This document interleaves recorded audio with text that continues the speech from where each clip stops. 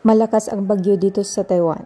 Hi, Mariang na adlaw. Ako pala si Anis ang OFW dito sa Taiwan. And for today's video guys ay ito yung mga kaganapan ko kaninang tanghalian dito sa kusina. At nabisi ako dahil walang pasok at walang pasok ng trabaho si Amo. So kailangan kong i-adjust yung luto ko today at namalingki si Among babae at nagbili siya ng mga kung anong anik-anik kasi nga bagyo daw at kailangan magbili ng mga gulay, ulam at iba pa. At ito nga ang niluto ko for today's video. Itong sausage ay binili niya kanina at sabi niya ay ulamin daw namin. So ito na hiniwa ko siya.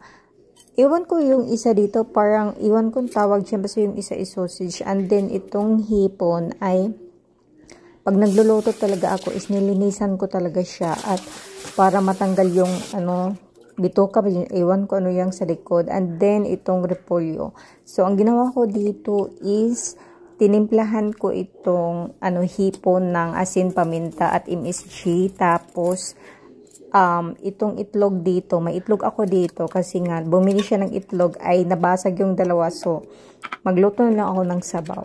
So, tinimplahan ko pa rin yan ang itlog. And then, ito na siya lahat guys, ang, lulutuin ko or niluto ko pala. So itong sabaw is to siya, meatballs broth, binilya ni Amo, and then ang atake dyan is tawag dito itlog at saka yung meatballs, yun lang ihalo ko kasi malasa naman yung sabaw. Tapos itong repolyo, ginisa ko lang siya, hinaluan ko siya ng dried shrimp at nakalimutan ko kung ano talaga tawag na itong green.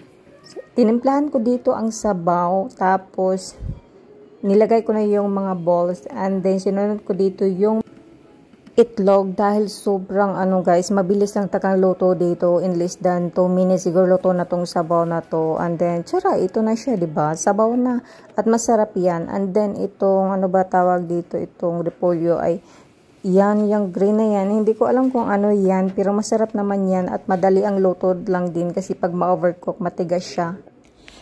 Tapos, ang sinunod kong luto dito ay itong hipon. O, diba, napakabilis din naman lutuin ito.